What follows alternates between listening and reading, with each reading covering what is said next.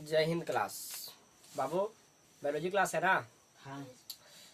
बता रहे थे बायोलॉजी क्लास में क्या मेरा पाचन तंत्र तो खत्म हो चुका है। हाँ। और ज्ञानेंद्रिय भी खत्म हो चुका है। तो आज न्यू टॉपिक लाए हैं। ग्रंथि। क्या नाम है? ग्रंथि। क्या नाम बाबू? ग्रंथि। इंग्लिश में बोलते हैं ग्लैंड। तो आज का मेरा टॉपिक है ग्रंथि। क्या है बउआ? ग्रंथि। किसी कोई दिक्कत? आगे बढ़े आज क्लास में। तो इससे पहले क्लास में हम बता रहे थे सेंस ऑर्गन, ज्ञानेंद्रिय बता रहे थे ना। तो उसका एक बार रिवाइज कर लेते हैं। बताओ ज्ञान इंद्रिय की संख्या कितना है? फटाफट बोलो। 5। बोलो ना रे। 5। कितना है? 5 बताए थे हम। अब तुम लोग नहीं याद किया तो हमारा गलती थोड़ी ना है।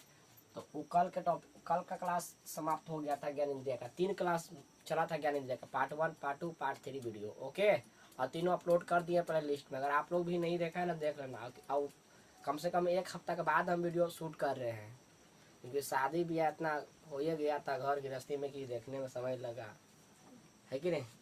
तो कुछ भाई ने कमेंट भी किया था कि भाई अब वीडियो अपलोड करो, वीडियो अपलोड करो। चलो होता है, शादी ब्याह का मामला है घर गृहस्थी में। तो आज न्यू टॉपिक लाए हैं आप लोगों के सामने। जो टॉपिक का नाम है ग्रंथि। क्या नाम है? ग्रंथि। ओके चलो। अरे ये क्या मोबाइल नंबर यहाँ पर लिख दिए हैं? चलो चलो अब जानते हैं ग्रंथि कहते किसे? ग्रंथि किसे कहते हैं? ग्रंथि यह एक थैली की आकार की रचना होती है। ग्रंथि क्या है? थैली आकार की रचना होती है। आप लोग भी देखा होगा जब मुर्गी बकरी जब कटता है ना, तो आप लोगों को थैली जैसा उसका ग्रंथि देखबे किया होगा। पेट ग्रंथि जैसा आकार थैली से जैसा रहता कि नहीं रहता है? तो वही करें ग्रंथि यह एक थैली आकार की रचना होती है जिसमें से एंजाइम या हार्मोन पाए जाते हैं। एंजाइम या हार्मोन निकलते हैं।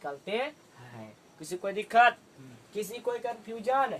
ग्रंथि यह एक थैली आकार की रचना होती है। थैली आकार की रचना होती है जिसमें से एंजाइम या हार्मोन निकलते हैं।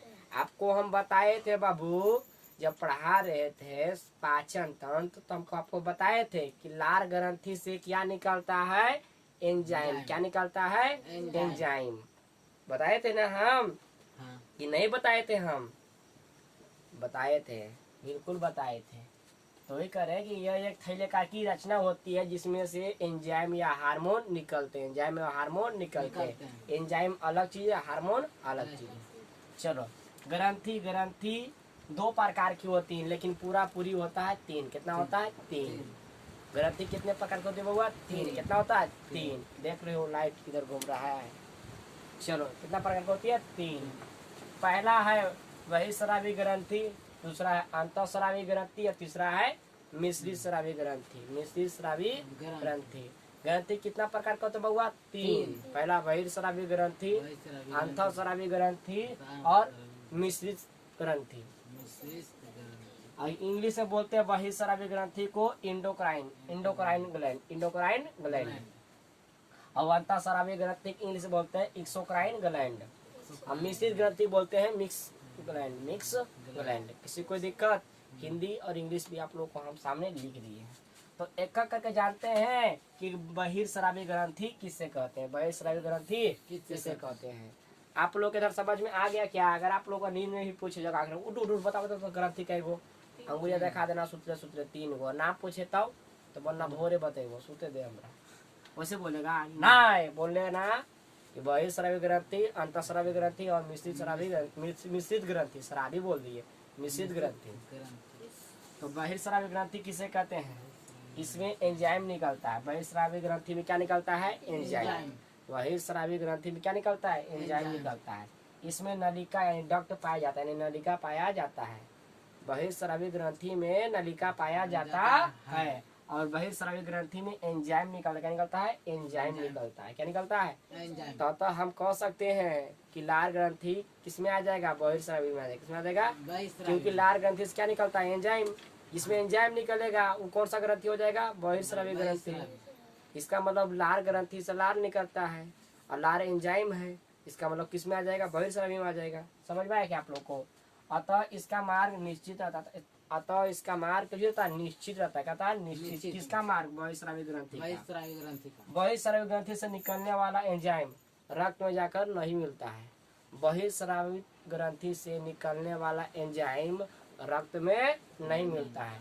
जैसे मेरे प्यारे बाबू, एंजाइम रक्त में मिलेगा? नहीं मिलेगा, क्योंकि हम लोग का मुख लार ग्रंथि से लार निकल रहा है और लार एंजाइम है, और ये एंजाइम खून में मिलता है? खून में नहीं मिलता। लार ऐसे ही टंगल रहता है ऊपर में, खून में मिलता नहीं है। तो वही कह रहे हैं कि बहिर्स्रावी ग्रंथि से निकलने वाला एंजाइम रक्त में नहीं मिलता है। रक्त बोले तो खून में नहीं मिलता है, खून में नहीं मिलता है। जैसे सफेद ग्रंथि, कौन सा ग्रंथि? सफेद ग्रंथि, लार ग्रंथिया।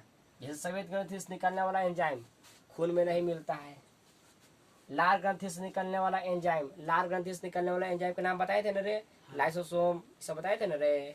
लाइसोसोम, म्यूलिन, और क्या क्या बताए थे? डाइजेस्टिव ऐसे बोलते थे पगला। डाइस्टेज और टाइलिन बतावे किए थे। ये सब क्या है? ये सब क्या है रे? ये सब एंजाइम है।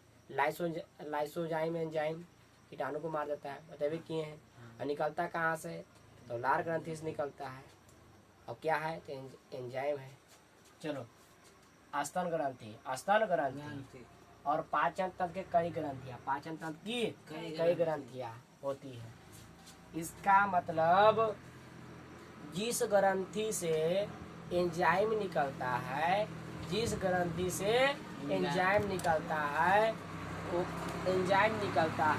वो आ जाएगा बहिर्स्रावी ग्रंथि में। किसमें आ जाएगा?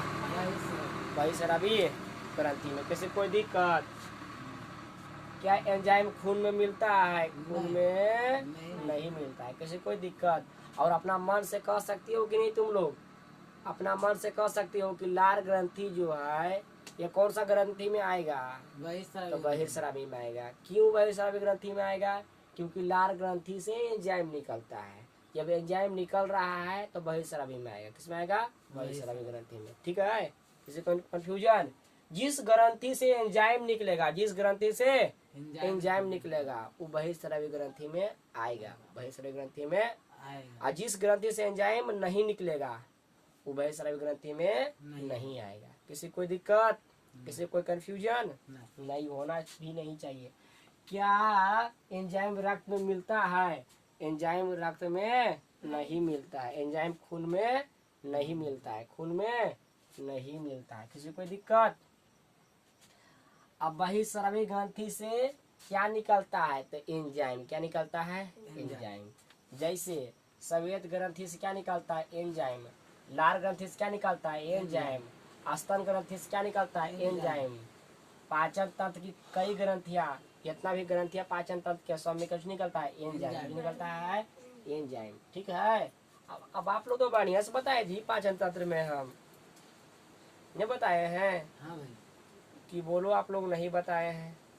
अग्नाशय से भी 3 प्रकार के एंजाइम निकलते हैं। Lipase, mileage, trypsin. आज सुबह के क्लास में रिवाइज चल रहा था, कितना धाकड़ से आपको बताए थे हम। चल बाबू रे, अब आगे चले क्या? किसी को कंफ्यूजन? तो अगर आप लोग से पूछेगा कि बहिर्स्रावी ग्रंथि से एंजाइम निकलता है कि हार्मोन? एंजाइम। क्या एंजाइम खून में मिलता है? नहीं मिलता है प्यारे, नहीं मिलता है। अब आगे चलते हैं अंतःस्रावी ग्रंथि, एक्सोक्राइन ग्लैंड। चलो, इससे हार्मोन निकलता है। अंतःस्रावी ग्रंथि से क्या निकलता है? हार्मोन। जबकि बहिर्स्रावी ग्रंथि से क्या निकलता है? एंजाइम। और अंतःस्रावी ग्रंथि से क्या निकलता है? हार्मोन। क्या निकलता है? हार्मोन। हार्मोन अलग चीज है और एंजाइम अलग चीज है। किसी कोई दिक्कत? तो इससे क्या निकलता है? हार्मोन। और इसमें नलिका नहीं पाई जाती। इसमें डॉक्टर यानी नलिका नहीं पाई जाती। किस में? अंतःस्रावी ग्रंथि में। जबकि बहिर्स्रावी ग्रंथि में नलिका पाई जाती है और अंतःस्रावी ग्रंथि में नलिका नहीं पाई जाती है। जिसमें नलिका नहीं पाया जाएगा उसका मार्ग निश्चित नहीं होगा। नहीं होगा, रास्ता फिक्स नहीं होगा। किसी को दिक्कत, इससे निकलने वाला हार्मोन रक्त में मिल जाता है, रक्त में मिल जाता है। अंतःस्रावी ग्रंथि से निकलने वाला हार्मोन जो है वो खून में मिल जाता है, खून में यानी कि हार्मोन खून में मिल जाता है, लेकिन एंजाइम खून में नहीं मिलता है। एंजाइम खून में नहीं मिलता। जो मेरा हम लोग का लार्वा है वो है एंजाइम, क्या खून में मिलता है? खून में मिलता नहीं है। लेकिन हम लोग का शरीर से जो जो हार्मोन निकल रहा है वो खून में मिल रहा है, मिल रहा है, मिल रहा है। कोई दिक्कत? तो आगे चले, आगे चले। जैसे जैसे हाइपोथैलेमस, हाइपोथैलेमस ग्रंथियां, हाइपोथैलेमस ग्रंथियां, पीनियल ग्रंथियां, थायराइड ग्रंथियां, पाराथायराइड ग्रंथि, थाइमस ग्रंथि, एड्रिनल ग्रंथि, गोनाड ग्रंथि, पीयूष ग्रंथि, ये सब जो ग्रंथि है, ये सब ग्रंथि से क्या निकलता है बाबू? तो हार्मोन। क्या निकलता है? हार्मोन। जैसे हाइपोथैलेमस ग्रंथि से क्या निकलता है? हार्मोन। पीनियल ग्रंथि से क्या निकलता है? हार्मोन। देखो बाबू, ग्रंथि ग्रंथि हम नहीं लिखे हैं, ठीक है? तो इसका मतलब ये नहीं कि नहीं पढ़ना है इसे, इसको पढ़ना है हाइपोथैलेमस ग्रंथि। ग्रंथि भले हम नहीं लिखे हैं लेकिन ग्रंथि है। पीनियल ग्रंथि, थायराइड ग्रंथि, पाराथायराइड ग्रंथि, थाइमस ग्रंथि, एड्रिनल ग्रंथि, गोनाड ग्रंथि, पीयूष ग्रंथि, ये सब जितना भी सब ग्रंथि है ये सब में क्या निकलता है? हार्मोन। क्या निकलता है? हार्मोन। एंजाइम नहीं निकलता। अगर आप लोग को बुद्धू बनाने के लिए कहेगा मुंह कि जो मुंह में है लार ग्रंथि और लार ग्रंथि से हार्मोन निकलते हैं तो आप लोग मानिएगा? नहीं। उसको तुरंत समझाइएगा, रे बकलोल इधर आओ, इधर आओ, इधर आओ। लार ग्रंथि से क्या निकलता है? हार्मोन। मुंह कहाँ पढ़े हो? कौन किताब पढ़े हो? हार्मोन निकलता है। लार ग्रंथि से एंजाइम निकलता है। क्या निकलता है? एंजाइम। हार्मोन नहीं निकलता है और एंजाइम खून में मिलता नहीं है। किस ग्रंथि में आ जाएगा? तो बहिर्स्रावी ग्रंथि में आ जाएगा। कोई दिक्कत? जबकि हाइपोथैलेमस ग्रंथि आता है अंतःस्रावी ग्रंथि में, और हाइपोथैलेमस ग्रंथि में हार्मोन निकलते हैं। क्या निकलते हैं? हार्मोन। पीनियल ग्रंथि में हार्मोन निकलते हैं, लेकिन स्तन ग्रंथि में हार्मोन नहीं निकलता। निकलता क्या है? एंजाइम। श्वेत ग्रंथि से हार्मोन नहीं निकलता, निकलता है एंजाइम। किसी को दिक्कत? जबकि हाइपोथैलेमस ग्रंथि से हार्मोन निकलते हैं। तो अब बाबू रे, तो अंतःस्रावी ग्रंथि और बहिर्स्रावी ग्रंथि समझ में आ गया क्या? हाँ भैया। अंतःस्रावी ग्रंथि से क्या निकलता है? एंजाइम। जबकि अरे लोल, अंतःस्रावी ग्रंथि से हार्मोन निकलते हैं और बहिर्स्रावी ग्रंथि से एंजाइम निकलते हैं। बोलने में मिस्टेक करते हो तो तुम मुंह कहीं का अभी चिल्ला चिल्ला कहे। क्या इसमें नलिका पाई जाती है? नहीं। क्या इसका मार्ग फिक्स होगा? नहीं।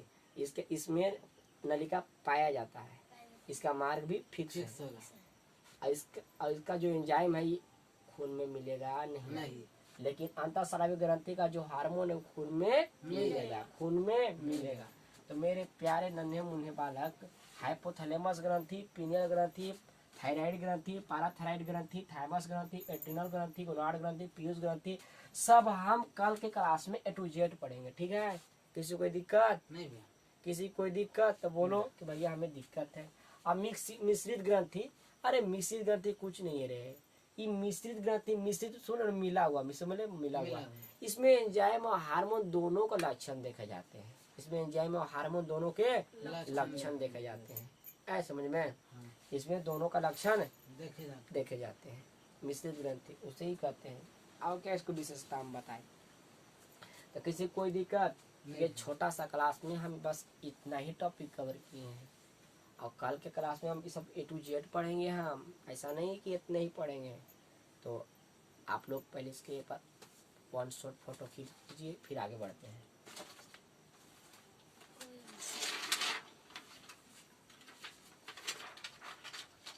चलो हो गया फोटो खींचा खींची। तो आशा करते हैं कि आपको समझ में आ ही गया होगा। तो मिलते हैं नेक्स्ट वीडियो में यार, तब तक जय हिंद जय बिहार।